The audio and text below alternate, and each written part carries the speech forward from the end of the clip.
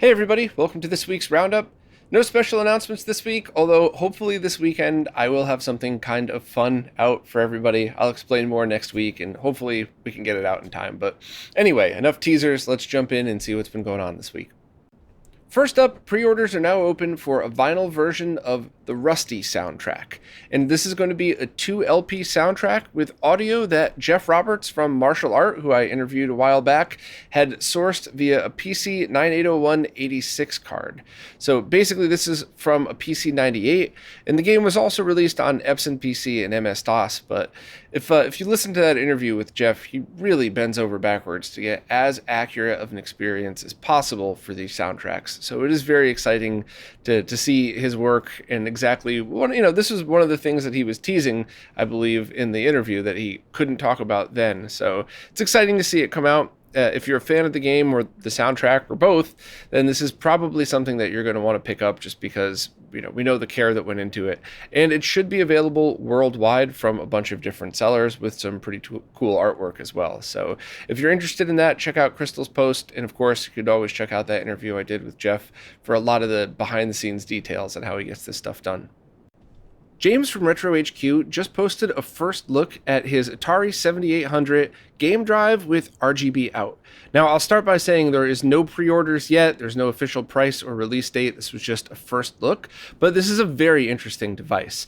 Imagine Crix's RGB blaster with an EverDrive built in, but for the Atari 7800, which also means, since that's backwards compatible with 2600 games, that you could play both of those. So this one cartridge will allow for clean RGB out for both types of games, and also play the ROMs from both of those, including all of the original retail games, and I think all of the homebrew as well.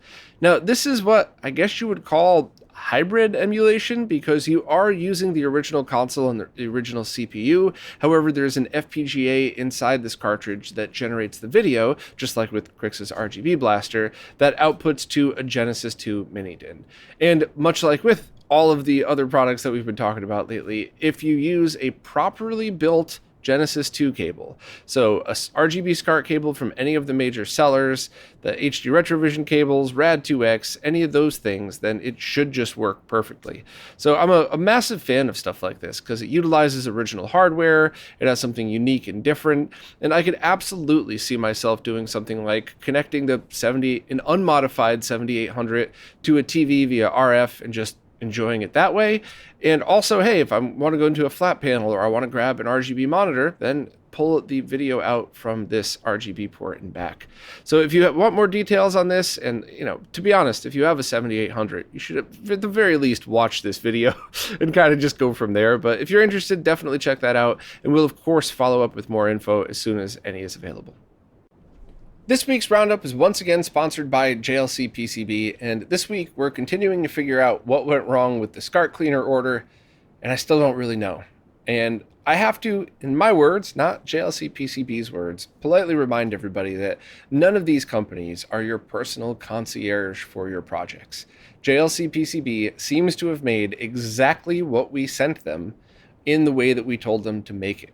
So when I'm doing these discussions about what I did wrong, it's always a reflection of what any other beginner might run into, not a reflection against JLCPCB.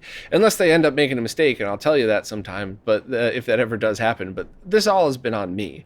And it's weird calling myself a beginner because I've been doing product development on products that have reached customers for over 15 years now, but PCB design and using that software is something I'm still very much a beginner on, which is why I kind of like doing this, because I have the insight of somebody who's been making and delivering products forever, but I still have beginner aspects of it that might help you with these bumps in the road. So there were two problems that were left over. There were actually three. I'll tell you the last one at the end because it was my fault. But one of the issues was that the audio traces were not connected on this board. So I had to run a jumper wire in order to make sure. But when we looked at the Easy EDA design, it seemed like everything was there. The traces most certainly are there, and the holes are there for the audio jack to be mounted in, but it looks like the metal piece around the hole wasn't added. And that's something that I spoke to my JLCPCB rep about, and I don't think any of us could really figure it out, because in the Easy EDA design drawing, they're there. So I don't know where the disconnect is. I don't know if it's an easy EDA problem. I don't know if it's a way, it's how JLCPCB had imported it, or maybe it's a mistake. Maybe I put up a gold colored circle instead of an actual metal circle around it. So we're going to kind of tear into that and maybe make another run of these to see if that makes a difference. And there's also another weird issue with sync. And I tested every single component on both this and the original SCART to DVI board, and I tested the components in line right on the motherboard to make sure that it wasn't a circuit issue, and all of the resistors matched exactly. Yet somehow with the original SCART cleaner, when you turn on the sync stripper, it sends it to TTL level voltage, which is what you want.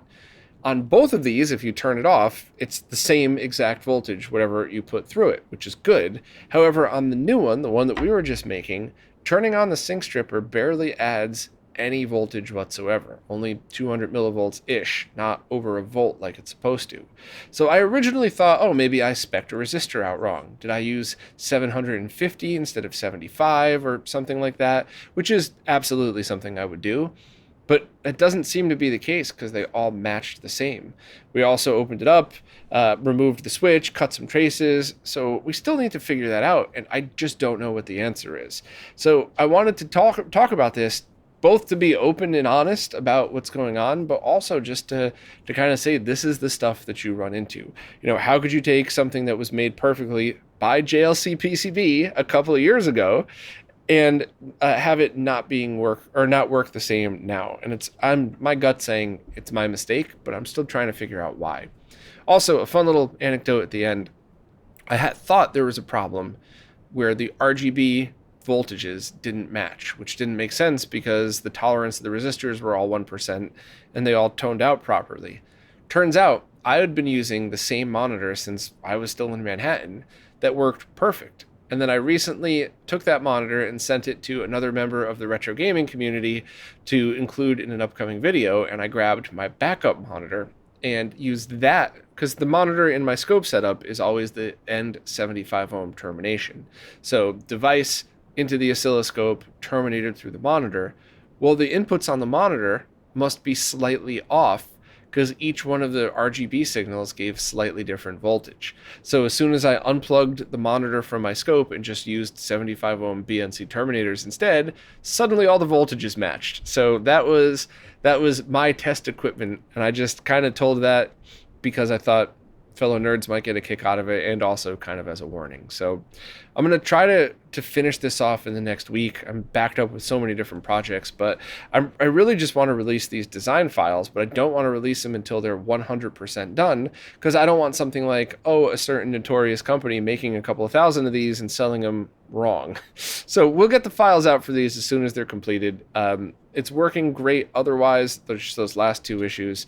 So hopefully I'll cross my fingers and see if we can get it fixed. But that's about it for this week. Sorry, JLC PCB. Wasn't exactly the best ad this week. A new firmware was recently released for the PlayStation version of the MemCard Pro that focused on bug fixes. So it's my opinion that if your setup is working perfectly fine, I would check through the list of fixes and see if anything might apply to you. But if everything's working fine, maybe just leave this one be. However, if you're having any issues or if any of the stuff that's listed is something that you think might affect you, definitely update just to see. And if you want more info on it, I did a launch day video on this, and of course there's been a whole bunch of other documentation, so feel free to check this out. They're still up for sale if you need any of them. But overall, I'm just happy to see, I'm always happy to see bug fixes and stuff like this released, and not always just new features, because it's very cool to see developers go back and kind of iron stuff out. So thanks very much for the update, and if you own one of these, check out the post. Time for another mini review of a 6-in, 2-out automatic component video switch. If you don't really care about the details, all you need to know is that it works absolutely fine, and it's a smaller form factor that uses pigtails to break out the RCA connections. Overall, I liked it, and it's really one of those you get what you pay for scenarios. If you need a cheaper switch, find any component video switch from Amazon or eBay as cheap as humanly possible. Cross your fingers and hope it doesn't stink. And if you're looking for something that's good, check out this, check out the G-Comp, or even look into used high-end equipment like Audio Authority, Extron, or any of that stuff. But on to the actual review. If you don't care, please just skip to the next section. I always try so hard to be respectful of people's time, but if you do care, here you go. Here's the basic overview of it. So first, it uses 3.5 millimeter jacks to break out all of the connections rather than have 5 RCA connectors per port. And that means that the switch could be a little bit smaller and you have things coming out the side instead of the top. And there is no performance difference there. So this is really aesthetics and space. So it doesn't really matter if you prefer one or the other. Both are the right answer. But I did leave a picture that showed the dimensions just because it is a bit smaller. And also how easy it is to tell which of the 3.5 millimeter jacks are video and which are audio. The video ones are a different color, but it also has 3 exposed pads. So the YPB-PR, whereas the other darker colored connector doesn't have that. So it's very easy to tell which is which. Next, it is a fully automatic switch with no manual controls whatsoever, and it defaults to the last console powered on. So if you have input 2 powered on and you power on any of the other inputs, it's going to stay at input 2 until that one is powered off. If you have multiple inputs powered on at the same time, there doesn't seem to be any interference. However, I strongly recommend never doing that for a whole bunch of reasons that are probably just paranoia and, me being overprotective of my nerd equipment, but it's still best practice to not do that unless you're using something like a matrix switch, which is really designed to route things that way. But if you do it, it seems like it's going to be fine on this one. Now, at the moment, the switch only detects when a component video signal is being inputted. Theoretically, there's no reason why they couldn't change the firmware to detect signal only on the green cable, which means you could then route composite video through green. So if you had a RetroTink 5X, you could just swap back and forth right from there without worrying about pushing any buttons on your switch. You would just have to obviously switch inputs on the RetroTink. But that is not guaranteed. I don't know if these are user updatable. I don't think that they are. So that's just one of those things that GamesCare is going to look into it. But my pretty strong opinion on this is if you need a composite video switch, just get the cheapest thing you could find, because you're not going to really notice much interference unless it's routed so badly that you get audio buzz. But I could be wrong about that. There could absolutely be a scenario in which you have 4 component video consoles and 2 composite video, and you don't want 2 switches. If that's the case, this is probably, hopefully they would be able to update. And, if not, you could work through that with the G-Comp switch as well. Moving along, though, this offers dual simultaneous output. And I tested on an oscilloscope, and there did not seem to be any change at all in the outputs, regardless of which one was being plugged in or unplugged, which means that as far as I could tell, it's a properly buffered circuit and it is completely safe to use both at the same time. As for performance, it seemed totally fine. I did a couple of different tests. First with an oscilloscope to make sure that the voltages were the same when you plugged it directly into the scope versus through the switch into the scope. And just a very quick note, when I did the live stream of this, I bumped a button on the controller and I got a bad voltage the first time I tested. I did go back and correct myself and then brutally made fun of myself for doing that. However, if you just happened to watch the first couple of minutes of the stream, you might have thought there was a problem. There was. It was me. But anyway, as I confirmed multiple times afterwards, there is no voltage difference. And on top of that, I did my usual Super Mario World test and they looked identical. So unless you do something like use terrible unshielded component video cables on the output side, you should be fine. Now, that is something I do have to politely remind everybody. If you get something like just basic HD Retrovision RCA component cables, you will not have any problems. But if you buy some unshielded garbage, it's going to make a difference. You're going to get audio buzz, you're going to get interference, but that has nothing to do with the switch, and that would be the same with any switch. Also, it seemed like it worked fine with high-def resolutions as well. I tested 720p through the PlayStation 3, same thing, direct and through the Switch, and it seemed to be completely the same. So this Switch should be compatible with 240p, 480i, 480p, 720p, and 1080i. Technically, you could run 1080p through component video, but I haven't really had that much good luck with it, and there aren't really too many scenarios in which you would want to do that anyway. But Moving along, I also ran MD Fourier tests, and it's always the same when I'm using stuff like this for analog audio. I run the same test twice. So my Nomad directly into my Motu M4 twice, and then I compare that to itself. And then I run it through the switch twice, and I compare all of those. And there will always be a difference when you're using analog audio. You could run the same exact test pattern 10 times and get 10 slightly different results, and that's perfectly normal. So when you see the differences in the MD Fourier graph, the much more important thing to point out is that it was about the same difference when run through the switch as it was an apples to apples comparison, just directly into the Motu audio interface, which means that there's solid proof, there's objective, not subjective proof that there's no audio change in this. Once again, using proper cables. If you use garbage cables on the output side, then that's just like I explained with the video side of things.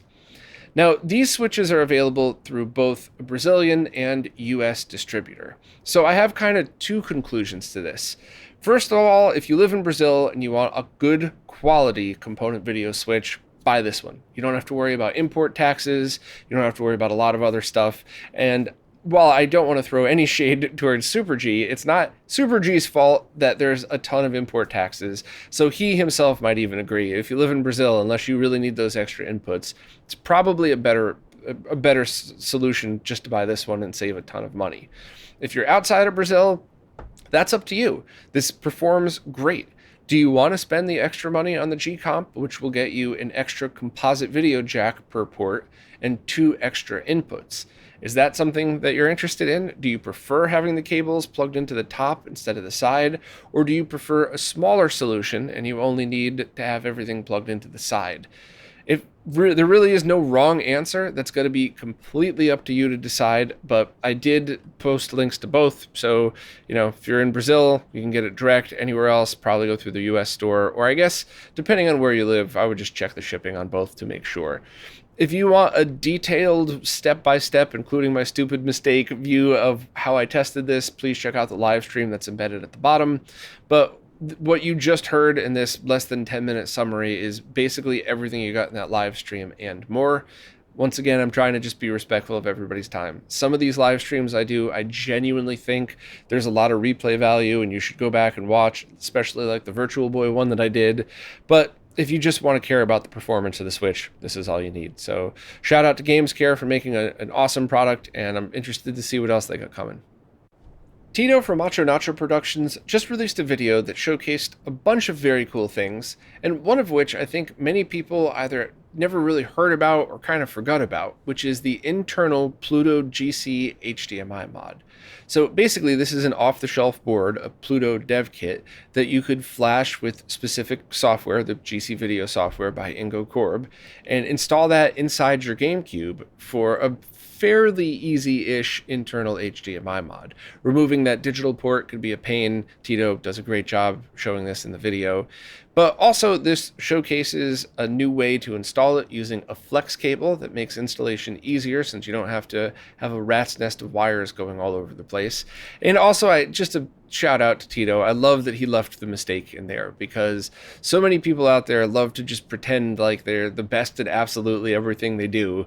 And it's really cool to see a mistake that any one of us could have made, and also how to correct it, because that is an extremely helpful thing. And with respect to people out there who make very good videos showing how to do installations, I love those too, but what happens if you watch a video of something that's installed perfectly and you make a mistake? You're kind of on your own. Whereas if you see something like this, then it shows you the steps to take to correct it. I wish I could say I was doing all of those mistakes I make in my live streams on purpose as a teachable moment like Electro Boom, but sometimes I'm just a moron, so I'm not going to lie to you about that. But the video was great. The Pluto GC mod is something that might interest certain people, especially if you travel with your GameCube to tournaments or something like that. Might just make it easier to have it all contained internally. And the price isn't bad, and I believe Helder, who made the flex cable, I think he made it could you make this one, Helder?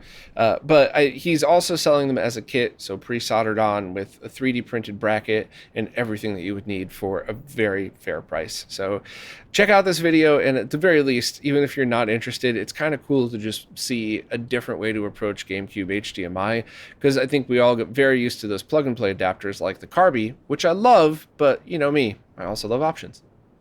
I just posted an interview with Robert Dale Smith, who is the developer behind the SNES to 3DO controller adapter and also the USB to PC Engine and the upcoming USB to Nuon adapter. And this was a fun chat. We dug into those different platforms and talked a bit about the Nuon, which is still kind of a new platform for me because I had known about it, but I've never even played one, and I can't remember if I've ever even seen it in person. So it was fun to talk about that, and of course, spinner support for Tempest 3000. I'm looking forward to borrowing one to try that out. And then at the end, we kind of unexpectedly just nerded out about IT stuff, which was a lot of fun. So respectfully, if you don't care about that, feel free to drop off towards the end if you still want to hear about the controller adapter stuff. But I don't know, I kind of enjoy doing stuff like that, and hopefully you all do too. You could just throw that on, listen to it in the background, and just feel like you're hanging out. As usual, they're available everywhere you find podcasts and videos, and if you watch the video, I kind of messed up the spelling on the title card. So all the links in the description are fine, the thumbnail is fine, the title card was the issue, and the reason was, for the first time in a very long time, the audio kept drifting. So I ended up having to re-edit and re-render this thing at least 5 times, which is a very lengthy process. If you watched the video I just put out a couple of weeks ago about how I do that, all of the audio stuff applies to all of these interviews. And what I ended up having to do is re-encode both of our videos, then extract the audio, then line it all up. And I guess by the 6th time I did it, I had just typed in the title card wrong. And since it worked, this was one of those leave well enough alone moments. I'd much rather have everybody tease me for misspelling a title card that nobody listening audio only would even notice versus having something where the audio and video drifts. And because I do know a lot of people that prefer to watch these interviews, even if they just put it up alongside on a second monitor while they're doing something else, they kind of like to have something visual. And it drives me crazy when I look up and the audio is just way off. So I kind of just figured pick the least worst, and that was my stupid misspelling of the title card. So with all respect to Robert, I kind of just had to let that one go because I'm just happy that I got the interview out and didn't have to make it audio only. So anyway, check it out if you're interested. Available on absolutely every platform, and I know how to get them on. Atari just released the official FXPak Pro firmware that supports all hardware revisions, including the latest one that was just released. So a very, very quick background. The latest hardware was hitting customers before this was out. So a few weeks ago, we did a little PSA that, hey, your cart is totally fine. Just use the beta firmware for now. And Atari took that beta firmware, and I believe he's been working on this for a long time now, but really has been ironing out all of the different bugs, adding the support for the new hardware, and adding a lot of the new features that were made by the community and then donated back to this open source software project. So this is one of those firmware updates that I think everybody needs, because if you haven't updated your FXPak Pro since the last official firmware, you're about to get a ton of updates. And even if you did already have that beta and everything seems to be working fine, why not just throw in the extra bug fixes, and now you just don't have to worry about it for a little while. So if you want more details on what all of these features are, please check out Akari's post right on the blog. It goes through everything from the new features to the bug fixes, and of course, download of where to get it. If you want to buy it, I have a link here to the stores that I use. And also, if you're not really sure how to update it or use it, Show did a video back in 2021 that it's the same exact process. It's just a different firmware revision. And also, of course, I got to shout out My Life in Gaming, who did a great video about different ROM carts, and they included a lot of the FXPak Pro's features in there as well. So basically, if you have an FXPak Pro, check out this post, reference anything that you need, and even if you don't have one, it's probably a good place to reference it. Capcom recently announced that they're switching from PlayStations to PCs running at 144 Hz, obviously connected to 144 Hz displays, for their Capcom Cup tournament. And this is a pretty big deal because this is the first time a larger company has acknowledged how much less latency you can get out of a PC setup for modern games. So this is kind of a big deal. If you want a summary of this, The Verge did a great article. I think Emma Roth just did a great job summarizing everything. So if you don't want a lengthy, ranty Bob talk about this, just check out Emma's article, and everything you'd need to know should be in here. But I definitely want to talk a bit about this and why latency is still a problem, even with modern gaming, and kind of put everything into a bit of perspective. If you don't care, though, please drop off right now. There's just basically me ranting for the rest of the time. But this is something that's important to me, so I really want to put this on here, even if most of you drop off. But anyway, I got to start with some clarification. Simply switching to 144 Hz display is not going to lower latency. Period. It's the combination of everything in there. And also, PCs aren't always necessarily faster than consoles for total input latency.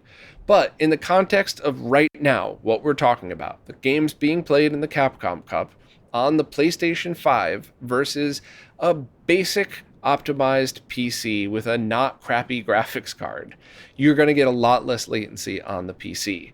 And in fact, if you take the time to do some basic optimization and you have a decent PC, not some crazy $3,000 rig, you can see up to a 50% reduction in total latency. And that's the time that you press the button on your controller to the time that you perceive motion on the screen. So switching to PC, mild optimizations, and running it at 144 Hz on a 144 Hz monitor versus PlayStation 5 on a 60 Hz monitor could potentially be up to 50% faster latency. And this has been a big discussion in the fighting game community and in basically the nerd community for a while now, and it has fallen on deaf ears. And this is something that really bothers me a lot because for years now, myself and my friends have been absolutely attacked and ostracized for talking about latency. Sometimes it's Dunning-Kruger. Somebody buys something and just can't believe that the thing that they bought isn't as perfect as they thought. And other times I've called out reviewers for holding up a box and saying it doesn't feel like there's any latency in here when they actually did not do any measurements. And of course they have to attack, because if they don't, then they would have to admit that they didn't actually test a goddamn thing. And then most recently, it was tournament organizers coming after a pretty good friend of mine because they misunderstood what he said. He did go a little hard sometimes on them, but here's what I wanted to talk about when it comes to running fighting game tournaments, PCs, original consoles, and all of this stuff. And I'm going to summarize it here, but I want to do a detailed video on this someday. But basically, when you talk about optimizing PCs, nobody in their right mind who knows about fighting game tournaments and how they're run is going to tell people to go out and buy all new equipment. That was never said, that was never implied, unless, if you have a 15-year-old computer with all of your fans, completely clogged up with cat hair or something, fine, we're talking to you. But if you've just bought basic, not crappy PC equipment, all you have to do is make sure they all match and that they're slightly optimized. Now, you can go nuts in the optimization, which is what I want to dig deep into someday, but all we were really talking about in those discussions were make sure everything kind of matches. And the best example I can give is if you're a car person. If not, sorry, but imagine somebody wants to run a local race and they've contacted a Honda dealership and got a whole bunch of Honda Civics ready. And everybody gets in and drives, but one of the cars seems a little slower. And it turns out that they set all of the cars to performance mode, but forgot and left one of them on eco mode. Or maybe they let some of the tires go unmatched on some of the cars, so you weren't able to take the corners properly. These are free things that just take a little bit of time. And that's the exact type of thing that we're talking about for PC fighting game tournaments. If you have a 144 Hz monitor and a game that supports it, just set the computer to 144 Hz. If you have a computer and it was acting weird, so you format the drive and you reinstall Windows, don't put that next to a PC that was filled with the bloatware from the company that had originally made it. Little things that don't really cost money. And once again, to play games like the latest Street Fighter, you do not need crazy rigs. You just need basic equipment that most of these tournament organizers already owned and a little bit of time. And you can go nuts with the optimization, and you can build custom images, and you can do some work that this is now digging into my level of expertise, because I spent years doing custom embedded images that is essentially the same thing. At the time, it wasn't input latency, but it was squeezing every bit of performance out of embedded equipment so you didn't have to spend extra money. And that was something that I was very proud of back in the day that I got to do. So I could certainly help the fighting game community with that if they decide to have a little bit of patience. But that's kind of the basics. And so, the general, what I think, and I'm not a pro player and I'm not a tournament organizer, although I've done a lot of tech work on a lot of tournaments that I've been visiting with friends and stuff like that, behind the scenes before, preparing stuff, whatever. It's my very strong opinion that if you have already purchased a bunch of PlayStations and that's what you want to have the tournament on, that's fine. Just make sure they match. Make sure one of them doesn't have a dead fan and it's overheating. Make sure they're all connected to about the same monitor. Pick up a lag testing device. Make sure that one of your monitors isn't ridiculously laggy and the other ones are fine. And if you have a choice between PCs and consoles, and you know that there's a way to make it way more optimized and faster, maybe just use the PCs. But nobody's asking tournament organizers to throw everything out and buy new stuff, because a lot of you might not know this, but most local tournament organizers end up losing money. It is exactly like people in local bands that as a whole spend way more money a year than they make, which is, I guess, kind of like any hobby, right? I mean, it's a lot of people when I was in the local bands that, almost go a little past local, said, well, why do you do this? Why do you spend your money? Well, why do you spend like 10 grand a year playing golf? It's the same thing, but my hobby's cheaper. It's kind of the same thing. Why do tournament organizers drop money? Because they love it. They love being part of this. They love doing it. So I'm not shitting on TOs at all. And in fact, I never have. Maybe a few, but that was because of who they are as people, not because of their tournament organizations. But all I'm just saying is, let's try to get the right message out there. Latency does matter, 100%. And pro players will always agree with that. It's just that very often, if you have pro players looking for sponsorships, they can't exactly go up to Sony with their middle fingers in the air, or they're going to get attacked by everybody, other TOs, Sony. So you have a lot of people who know the differences who can't really speak up to this stuff. So it's up to us, and especially people like me, because what are they going to do? Ban me from tournaments? I'm not good enough to play in them anyway. So it's kind of up to me to be the bad guy in situations like this and bring out things that could be done. But I always want to throw all of the praise and support to the people who do this, because it's super easy for me to sit here and talk at a camera about this. But what about the people who drag ass after work to get all of their equipment together, to go to a site somewhere, to set up all of this stuff, to make sure all the players are getting everything that they need, to deal with player anxiety? Because anybody that's ever been on stage with a band, up live in front of thousands of people in a tournament, a lot of times people get a little snippy before they go on. They get a little anxious. And TOs, just like stage managers, have to deal with all of that. And they do it all because they love this stuff. So all of the support in the world to any TO that actually cares about anything other than clout and getting their name out there. So if you need help, reach out. I will promise you I will do my best. And I also will promise to make this info public. This isn't some secret shit that the RGB Illuminati is just sitting in a corner, twiddling our thumbs, laughing. Like, we want everyone on the planet to know this stuff. So I'm going to work hard to try to get this out there.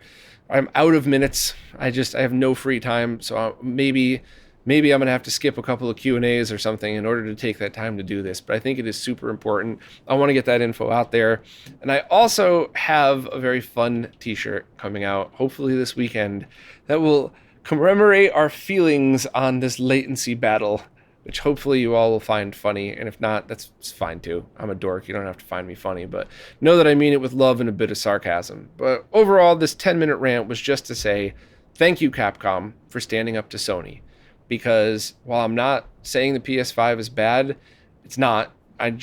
This is something that we all as a community need to work together on to make sure that we tell these companies what we need in order to use these tools to run these tournaments. Because Sony has been notorious for just ignoring feedback, and it's kind of time for them to start listening. So if you run tournaments and you need optimization tips, reach out. You know where to find me. And if you still don't believe me, if you still think that we're making lag up for attention, look at how much shit we get for doing it. You think I want that? No. I wish I could just pretend it didn't matter, but it does a lot. So here's to everybody who takes a stand and actually works to make these things better. All right, that's it for this week. You still with me after all of that? Hopefully that came out okay. I did that in one take because I just kind of wanted to talk from my heart, but I'm exhausted. I'm not even on beer. I switched to kombucha today just to try to clear myself out. I'm kind of tired and loopy, so on a normal day when I'm feeling sharp, it's hard enough to get the thoughts bouncing around my giant noggin out of my mouth the right way. So when I'm tired, I don't even know what I'm saying, and if you misunderstand, it's my fault, not yours. And if you'd understood and I still pissed you off, maybe you should be mad. So, I don't know. I guess when I wake up and find out on Twitter if everybody's mad at me for my rant or not, I guess I'll find out if people understood me. But to anybody that actually has the patience to listen to this, I'm sorry that I talk so much, but I'm not sorry that I care so much. As cheesy as that is, I really just want to continue to help everybody do better, because I think most of you are freaking awesome, and whatever it takes to try to make any of these things more fun or faster or more accurate or more resolution or whatever, count me in. So as always, thank you to everybody who watches, listens, plays nicely in the comments, and especially to anybody who supports on any of the monthly platforms, because it's really all of you who's keeping all of this going. So thank you all so much, and I'll see you next week.